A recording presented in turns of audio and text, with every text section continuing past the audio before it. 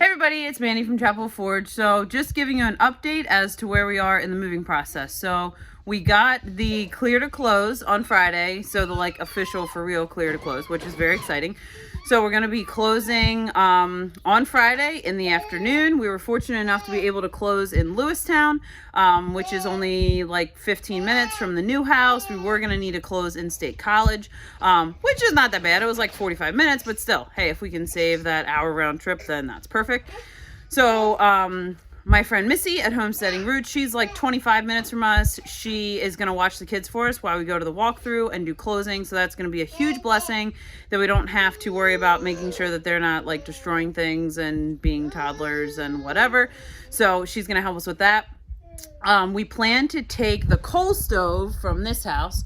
So I've shown that before in videos on YouTube, on Instagram, or whatever. So we plan to take that with us. There's currently a wood stove at the new house, but it's only wood, it's not coal. And we want to make sure that we have the ability to burn coal if we need to. So we're going to be taking this with us when we go to the walkthrough.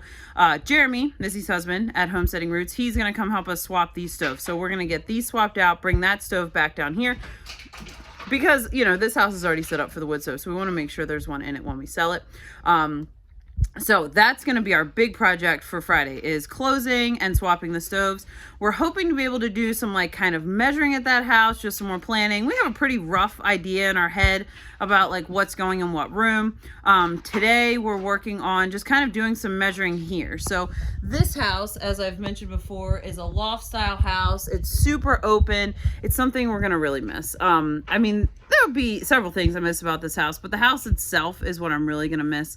You know, the loft style, and it's just super open, and it's something we always loved. I feel like I've heard people say this 1,000 times, but like if they could pick up their current house and just put it on more land, that's sort of where I'm at. I wish we could take this house with us, but the new house is like totally remodeled, recently remodeled in the last couple years. So I don't love carpet, but there's carpet upstairs and in what we're going to make the toy room. And it's super clean. It's not gross because I am like always skeeved by carpet, but this is really clean. Like I'd probably walk on it in my bare feet, and that says a lot about me. The floors are clean. Like there's new hardwood floors in the kitchen and the dining room. Nothing is gross. So I'm just really excited that when we get there, we could maybe like run the vacuum, the mop, and do some like just kind of wiping the counters, and it's going to be ready to go. The house that we looked at before this, that we put an offer in on, which is like maybe 20 minutes from this house, it had pipes that broke. So the whole basement was flooded, like the treadmill was floating. It was bad. But we loved that house. It was like 2,500 square feet. It was massive. Lots of cool little outbuildings and whatever. It was a super flat piece of ground. But alas, we didn't get that house, obviously. There was probably some, what do you call them, flippers that came in, and we just couldn't touch what they were offering on that house. So it was super cheap. It was like $70,000. And we were excited. We thought that would have been a really cool project to do together.